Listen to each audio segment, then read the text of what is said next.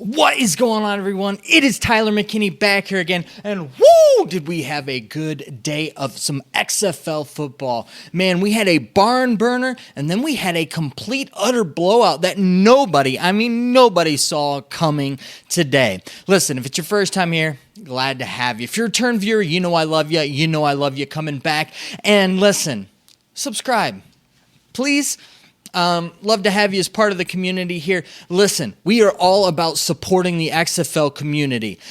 All I'm asking is that all of the guys that are out there that are giving love to the XFL, just support them. And I don't just mean content creators. I mean anybody that's putting anything out that's good about the XFL. Because for some reason, it just seems in the national kind of whole realm of like sports coverage and all of the pundits, it seems to be the cool thing to just rag on the XFL. And if you're like me and like the XFL, and listen, the XFL is exciting football. It's fun to watch. If it's your first time here with that, or it's your first time watching the XFL, or you haven't, and you just stumbled upon my video, give it a shot, give it a chance. If you like football, I promise you that the XFL has definitely something for you, and you're going to love it. But we just need to support each other. We need to just kind of stand up to just all of this negativity and just support good football. Like kind of the motto of the XFL, for the love of football. We're football fans. We love football. So let's just stick to it. And let's support the XFL. Because the reality of it is that I could care less if it's better than the NFL or not on par with the NFL or these guys can't make it in the NFL. If it's good football, you're putting a good product on the field, I'll watch it. And that's pretty much it. So, again, you don't need to spend any money. You don't really need to go out and do anything like that. Just support the community of people in the XFL. That's all I'm asking. Leave me those comments down in the comment section. You know how I love to talk with you guys down there. And two, leave me in the comments. Leave me some good ones. I'll definitely try to feature those in an upcoming video. All right, listen, we just had a barn burner of a game for our first game. We had some shocking stuff in the XFL. And listen, that just goes to show you that you never know what's going to happen. The XFL has good football teams, and it shows. Period. That's it. And that's kind of where I'm going to start with things, because I want to just look at this thing as just a whole. And this isn't what we figured. Listen, last week we weren't talking about this is going to be how the standings are going to line up, but this is what we've got. Looking at the West is a little bit more separated, but it really is anybody's game. Right now, the Roughnecks are 4-0, and they're out in the lead of this thing. But we have seen they've struggled the past 2 weeks. Now they've come away with wins, but there are, there are kind of some areas where they can get exploited in that, and we've seen that. But they've come out victorious, so your hat has to be off to them with that. So they're 4-0. We're looking at, and Dallas is 2-2. Then you got LA and Seattle are both 1-3 teams. So right now, you have a one game, spread here. You've got kind of a one game that both of these two teams are out of the playoffs, meaning that everybody in the West is in the playoff picture.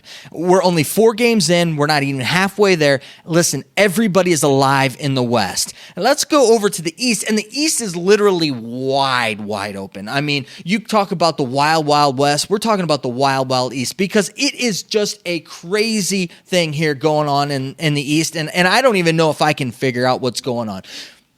We do know that St. Louis Battlehawks, they're a really good team. Their only loss is to the undefeated Roughnecks in the West. They look really good. They look sharp on all facets of the ball. They played a really good game. Seattle gave them just about all that they could take yesterday. But listen, they're 3-1. Then you've got the DC Defenders, who are 2-2, the New York Guardians, who are 2-2, and Tampa Bay, who got their first win today but looked like a juggernaut, sitting there at 1-3. So right now, you have the whole East division or the conference, whatever you want to call them, the whole East is within 2 games of each other. This thing is all wide open. I'm telling you, every one of these teams has a shot right now at the playoffs. And this thing could look totally different next week, but right now we are wide open and we are looking at every game matters. Every game is a must-watch game. It's a must-win game from here on out. I'm telling you that the XFL is exciting, and it's keeping us kind of coming back and looking at it because of the parity. And listen, Again, I'm going to say my hat's off to Oliver Luck and all of the guys, because what they tried to do is create these teams and give the teams the best opportunity to not only create teams that they wanted and not just put players on specific teams because for specific reasons, but let the actual teams put together the team that they felt like would be the best teams to succeed in the system that they are, and then went ahead and tried to create as much parity as possible. Out of all 4 games this week, we had 3 games that finished as a one-possession game. That's what they were looking for. That's what they're wanting, and they're accomplishing their goal. Now, we had the one blowout in the last game, and we'll talk about that as we go on. But I wanted to talk about, just off the bat, that this is exciting. It's made for really good storylines. We got a lot of stuff that we're going to talk about this weekend, so I'm totally excited about it. Let's go ahead and let's move on from the standings. Let's go to the attendance, because the attendance was something that we were looking at. We'll talk about TV ratings once the TV ratings come out and that with it. The attendance for this week, it was down, and it was down, about over 10,000 people. But listen, for a league like they are, a startup league, to be in their 4th week as things are going on and that with it, and especially with 2 of the teams that were home teams that have just looked terrible so far this season, for them to have that many people, over 70,000 people attend their games this week, they did a fantastic job. Now, the Battlehawks are pulling most of the weight, but listen,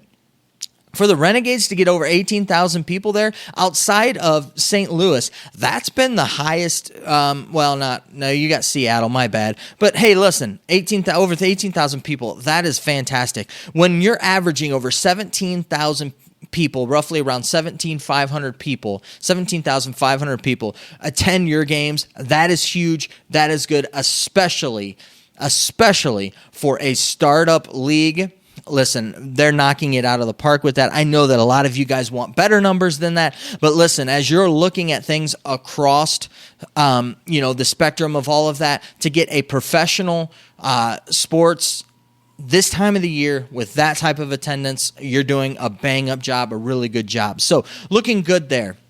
Let's go ahead and let's dive into these games now for today. The first game was in Dallas, and it was the Roughnecks coming into town and playing the Dallas Renegades. And listen, this one was going to be a barn burner from the beginning, and it looked like from the get-go that this was just going to be Houston's game. And Houston came out, and they scored early, and they took advantage of Dallas, and that proved to be really the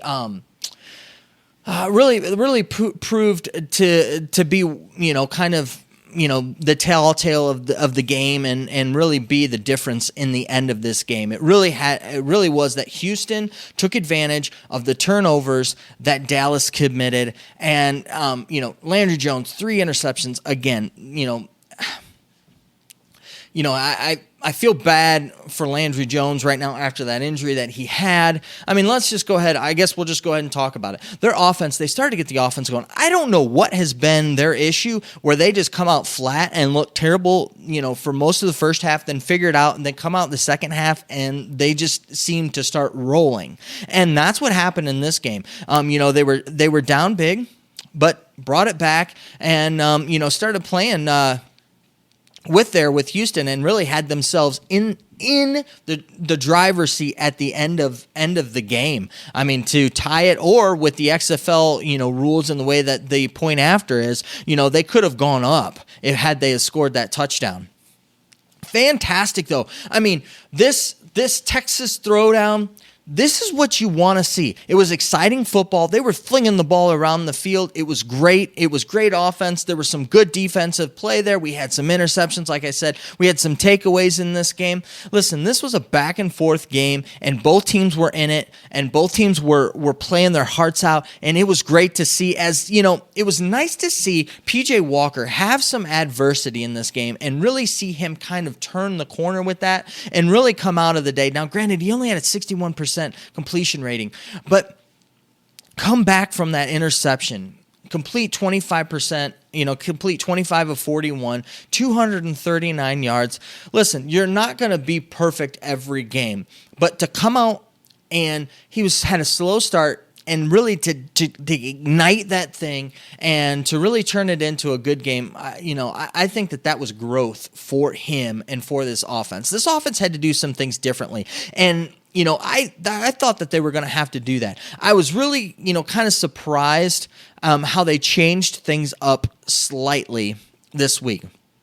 Phillips didn't get hardly any balls. Let's see. I think he caught one ball. One ball for 9 yards. And listen, they kind of distributed the ball fairly well. But my boy Nick Holly, got in the game and he's just a dynamic player. I love watching him play. I love the fact that he uses his versatility to his advantage, and he understands where he is on the field and understands kind of the advantage that he has on whoever's covering him or where he is in that, and uses his athleticism to exploit that. And I just think that it's fascinating. I think it's fun. He's a fun player.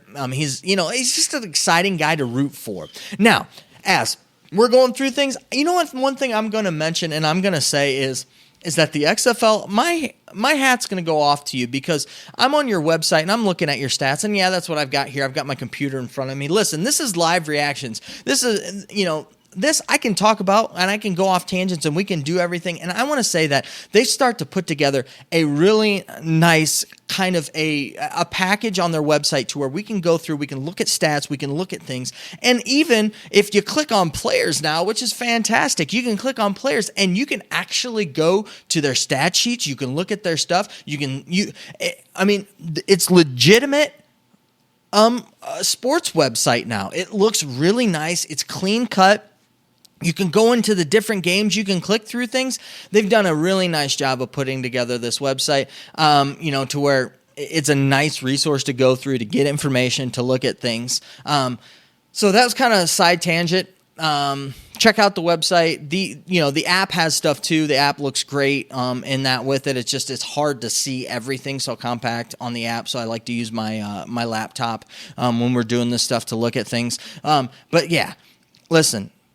It was a one-score game, which was exactly what they wanted. And late in the game, they're driving, going on it, 4th and 1, and Landry Jones is hot. That offense is rocking, and he gets the first down. But listen, they win the battle and lose the war. Why? Because they fall on his fall on his knee, his bad knee, his left knee, and he's done. They haven't come out and said it, but the way that he acted, the way that he sat there, the way that he cringed in pain, the way that he couldn't hardly do anything, I would imagine he's done. And it's sad because Landry Jones came in and he was flinging the ball around. I know he had some interception issues, things here and there, but once he got rolling, you couldn't hardly stop the guy. The guy was fantastic throwing the ball. And then our boy Philip Nelson came in and listen, it is what it is. It went back to the first game. They had a couple of penalties that they took advantage of, and they were able to do a few things, get down there inside the 5-yard line, and they couldn't punch it in. And I don't know why. It drives me absolutely batty. You've got a good running game.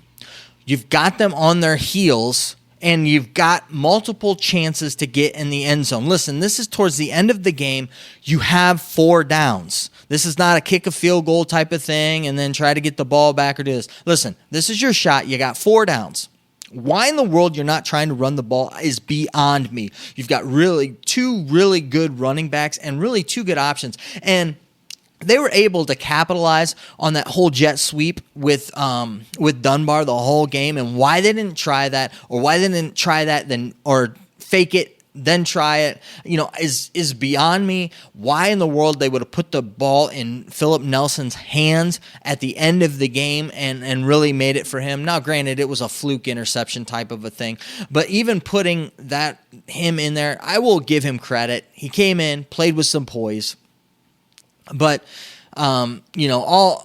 all in all, it's sad for Dallas. And I will say, with Landry Jones being out, really that opens up the quarterback position. Nelson's not the guy there in Dallas. They need a guy who can really open up that offense and do it. And he's just shown that he's not that guy. They really need, when they get Eric Dungy back, and, again, all my condolences to him and his family, and, with his dad passing just here recently. And so hopefully once he gets back with the team, hopefully he's been with the team long enough now that he can take the reins. They give him the reins on that team, because I think that he can come in. He's a gunslinger. He's a guy who can throw the ball down the field, threw the ball down the field well in Syracuse, and ran a really wide open offense there in Syracuse, to where I think that this is going to be a familiar thing for him. Get him some live reps, get him in there. The guy can also, he can kind of run the ball too. He can be a threat with his legs, to where I think that that's why I think that Eric Dungy's been a guy that, with all of this family issue stuff, that they've kind of released him, then brought him back, released him and brought him back, because he's a guy that they want. And I think that he's going to be a stud for them once they figure some things out. But Dallas went from, being one of the top dogs in the West, and really just a two-man race to the West. With him going down, it's really opened up the West. LA, I know they got the loss this week, but they were down a couple of guys that I think would have made a big difference in that game this past week. Seattle finally changed their quarterbacks, and I think that this BJ Daniels move, hopefully it'll stick, and I think that they're going to be a much more dynamic team on offense, to where I think that they're going to win some games, to where, like, this West has really opened up after this game. You hate to see a player go down like Landry Jones, but what it's done is opened up the XFL and really kind of made every team relevant again. You hate for an injury to do that, but that's what's happened here.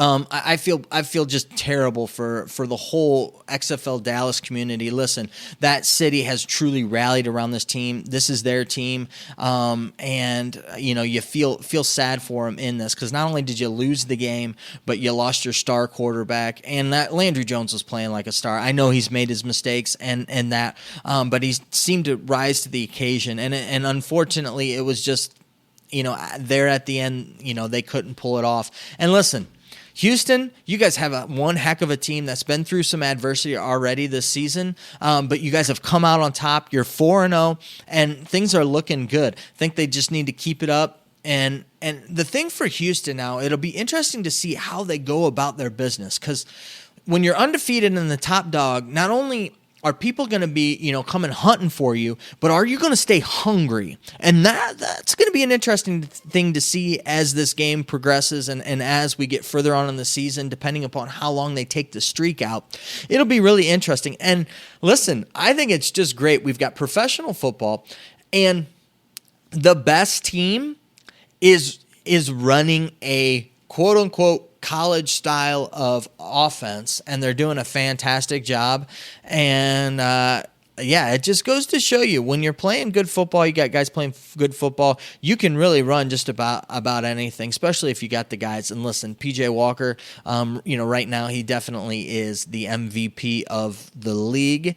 And so just really all the way around with that. One of the things I do want to say with this is I've just been impressed with the officiating.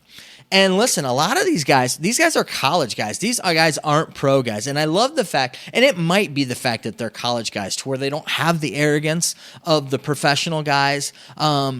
And they do things by committee. They listen to each other. They take each other's input, and they make decisions. And listen, if they make a bad call, they pick up the flag. I love the fact that they picked up the flag, on the interference call. It was a bad call. They should have picked up the flag. And it was a nice thing to see the interaction with them and to do that.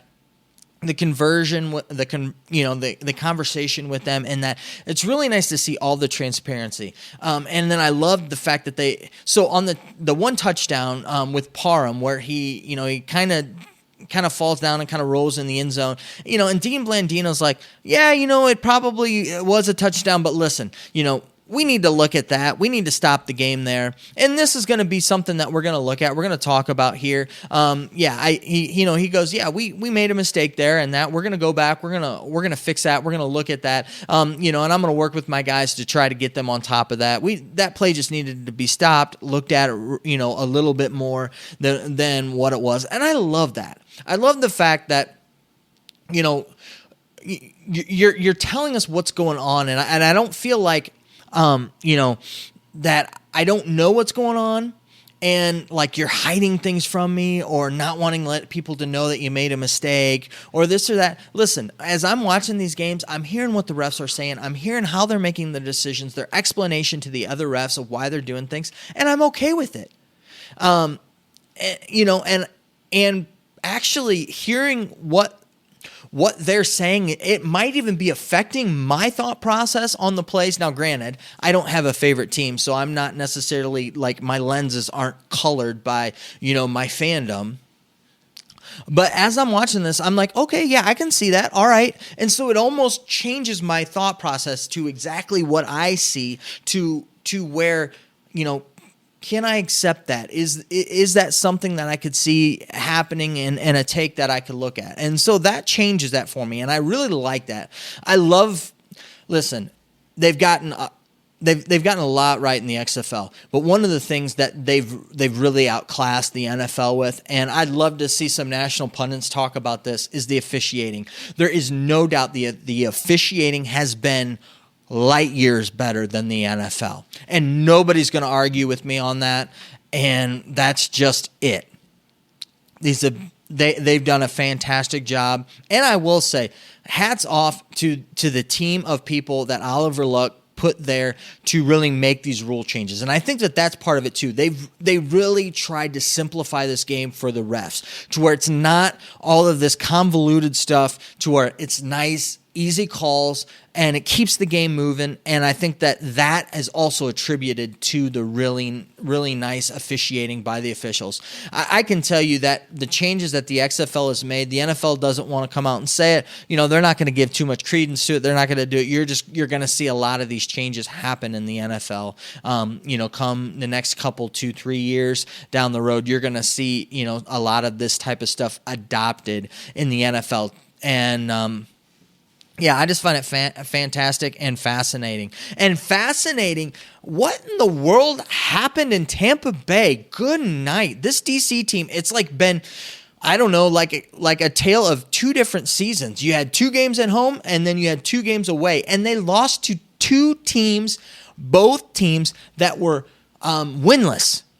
They lost to an 0-2 LA Wildcats team and got their rear ends handed to them. And then they got blanked by a Tampa Bay team that just hasn't gotten a break and that just seem to keep kicking themselves, and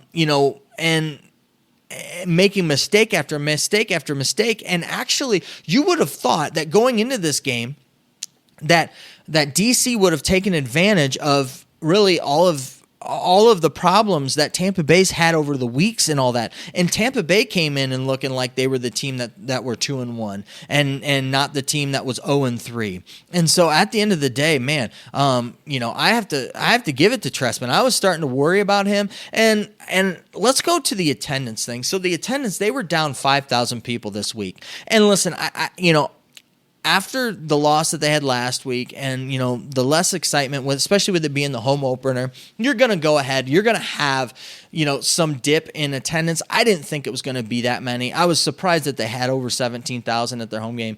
But when you don't have Flowers there, now supposedly Flowers is coming back. I don't know. That's what we've been told. But as I'm looking at it and that with it, the attendance to be down to 12,000 people, I think that really the faith that they had in this team really showed in the attendance. That 5,000 people loss, I would have figured a couple, 3,000 people. I figured them to be around 15,000 people. But this was what I worried about when the whole Flowers thing went down, and that Trestman has not done a good job of really kind of regulating those guys, putting those guys in, giving those guys an opportunity. And listen, today he had to stick to his guns. And it showed, and listen, things worked out really well. Now, I will comment on that there were a couple things that really made this change happen, and we heard about it in the broadcast. The play calling was transferred over from Trestman to the offensive coordinator, and I think that's made a big difference in this. The other thing that they've done is they've changed their calling style. Now, I don't know if the changing of the calling style helped, but listen, what they're doing right now has been great, and there's nothing that you need to fix. They're doing a great job, and to where let the offensive coordinator call these plays and simplify it. I love the fact, and that might be it too. They've simplified things for these guys to where they hear it, they know what they got to do, and they go out and they do it. And instead of all of this verbiage and all of this wordage, trying to get all the things out and then, make sure that they got everything throughout all the call and that. I think that's a fantastic job that they did, and I thought that was great with it. And listen, while we're on the Vipers, that offense, the scheme that they ran was exactly what they've been needing to do that they haven't really been able to pull off, and they really haven't been able to stick with it because a lot of it's been Trestman going back and forth between quarterbacks and changing up the pace of the game and things here and there and getting kind of cutesy with things. Listen, they ran the ball today. You knew what they were going to do, and they still ran it down DC's throat. And my hat has to be off to them for that. And again, I keep saying hat off to them, but, whatever. I'm just impressed by the way that these running backs and this offensive line imposed their will and opened things up for these running backs. And listen, you're not going to take these running backs down first contact. That's not going to happen. They drug guys literally 7-8 yards down the field. Now, I will say that for half of this game, that DC defense was just despondent, beat down because their offense wouldn't do jack squat to where they were just kind of there. It just felt like DC was there the whole game, really, when you look at it. But man, we got this week. I've been waiting for our first 100-yard rusher, and you know what? In one game, we got 2. Hey, whatever. I just thought that was fantastic. I loved it, and there are no more deserving guys to get this than Smith and Patrick. These guys have been workhorses for the Vipers all year, and they've been really this unsung heroes, and these guys have been pounding and pounding and pounding, and they just have done a fantastic job. I love just the hard nose. Now, granted, they're not going to break off any 70. Now watch, both of them will go and break some big, long touchdown runs next week. But listen, neither one of them are really your breaking, they're not going to be your guy that's going to break it long. But they are going to truck and truck and truck and truck and truck. And listen, if you ask me, that running game is what won them the game today. They ran all over DC. They ran, they ate the clock. They did what they needed to do. And then, so Smith, 24 carries, 122 yards. Patrick, 21 carries, 108 yards. Both of them averaging 5.1 yards a carry, which is phenomenal and great, especially for that amount of carries. They ran the ball almost 50 times, and I didn't think that was too many. You're talking about, this is smash mouth football, and I don't know anybody out there who likes smash mouth football is going to have any problem with this. I enjoyed it. Well, I'm also a former running back, but you can tell me what you want. I enjoyed it. I liked it. And listen, corn dog. did a fantastic job. Guy went 24 for 31, 77%, 211 yards. He was 1 touchdown. Now he had that pick, and he got sloppy on that play. And I'm gonna knock him on that for a little bit. But listen, Corn Dog, I can't knock you. You played a fantastic game. The thing that's really going to be interesting is come next week, if Aaron Murray is healthy, who do you play? Because the Aaron Murray that I saw week 1 just got outplayed by Corn Dog here in week 4. And man, he played with heart. And I will say this, he was allowed to play in the game and didn't have to worry about somebody coming in and taking his spot. And there's something to also be said about that offensive play calling when he can just take it in and then command the field and not have to worry about listening to this long litany of stuff. It just seemed to work. It was good. He got in a rhythm, but it all started with the run. And this Vipers team, that's how it's going to happen with them. It's going to be with the run. And that's the way it was. This DC Defenders team, they have fallen apart, and I don't know what it's going to be or what it's going to take to fix these guys.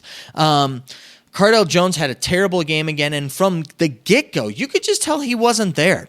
There was just something about him that, and Joey Galloway kept going to it, and, it was different. And, they were not all on the same page. It was just a lot of just weirdness. He's missing guys. Guys are not, running routes like that they should. He only had the 1 pick, but he really wasn't taking the shots and the chances. I mean, he overthrew some guys. Now, I will say that some of the guys ran their routes wrong and, should have run them better. They couldn't really get the running game going, even though Pumphrey, ran okay. It was interesting. Presley didn't get, I don't know. I didn't see that he was injured, but maybe he was. But yeah, DC's they've got to go back to the drawing board. The first couple weeks they took advantage of big dynamic plays and really got on top of teams and that with it, and they just have not converted or done any of that stuff since week 2. And things are starting to get restless, and it's not going to get any easier for them. Other teams are starting to figure things out as the season's going on, and you're starting to see that, whereas they're actually trending in the opposite direction, which is not good. But then again, listen, this is how a season works in professional football. And that's one of those things that does kind of get my goat sometimes, is because the NFL with their bad teams, they get a pass. And we talk about the bad teams and what they need to do to fix things. And, and they'll go on, for 15, 20 minutes, on a national show, breaking down a bad team, or, what quarterback should be starting, what quarterback should be playing, this and that. But when it comes to the XFL, yeah, it's just bad quarterback play. And I'm like, good night. There's so much more that's happening than that. And these DC Defenders really... Pep Hamilton's got his work cut out for him. This team is not responding. I don't know, and I don't think it's whereas the other teams like Seattle and definitely New York needed a change at quarterback. You could definitely tell that. I think that DC, Cardell is their leader on offense, and it shows. And he needs to really get things figured out and man up. And I will tell you that things are not going to get easier for them. Teams have figured out his weakness right now, and his weakness is he's having a hard time when they're shifting between coverages, and that he's having a hard time figuring things out. And speaking of coverages and just defense and play, man, how can you not like Jerry Glanville? I mean, man, he's an old man, but he's still got a swagger. I mean, it is fantastic with his cowboy boots, and that. And I love the fact they go and they put the mic in his face. And they said, tell us, what's been going on and your thought process. And you guys have just been after getting, I think it was like, creating havoc for the quarterback all day. And he goes, listen, that's what I've been doing that's what I've been doing my whole football career. I'm just like, man, this guy's awesome. Just the swag with the aviators on the sidelines. I mean, the first week he had the two headsets, and people were, creating memes about that. And so I don't know, he's gone down to one headset. The past few weeks or whatever, but man, it was good to see this team put it together this week. Now, granted, you had the exact opposite on the other side with the DC Defenders, and there really isn't a whole lot to break down there. I mean, they were just bad. They were missing on all facets. I mean, guys aren't blocking who they should be blocking. Guys are running wrong routes. They're just all over the place. Pep Hamilton's going to need to really get on those guys in that, and they really need to figure something out with the running game. The running game, they shut it down, and Cardell is really trying to force the ball down the field. I mean, you can tell that he really is wanting that home run, and it's not really working for them.